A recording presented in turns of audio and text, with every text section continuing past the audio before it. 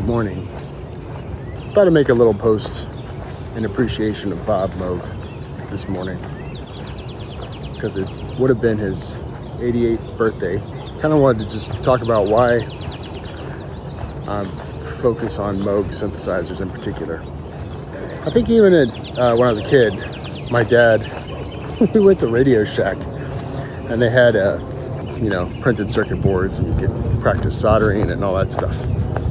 And I think I turned them down when I was a kid because I wanted probably G.I. Joes or something. I always kind of regret not diving into those more. So it probably comes from there first. But then the next big thing was I watched the documentary Moog by Hans Filstad. Hopefully I'm saying that right. And there's a scene in that documentary in particular where Bob Moog is talking about how he understands that musicians make connection with the circuit board inside the instrument and how musicians understand what's happening with the circuitry even though they understand it in a different way than he does.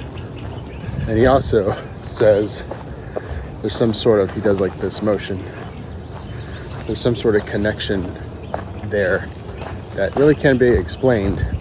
That was heavy when I watched that clip. That was probably in 2004 that I saw that clip.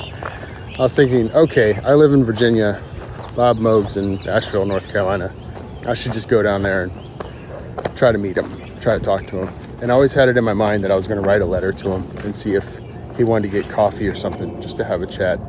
Unfortunately, I was a young guy, so I was procrastinating a lot.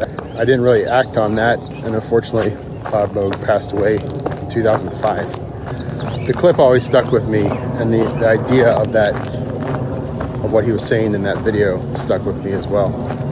It really feels like he had the musician in mind when making instruments, which is important, especially if you're a musician. The instrument has to be something that's approachable to you and has to have enough nuance where you can make musical expressions with it, which Moog synthesizers definitely do.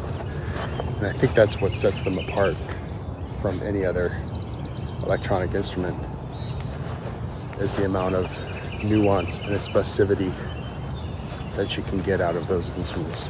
And I think Bob knew that. Yeah. Happy birthday, Bob Moog. Thanks for the great instruments. And see you around.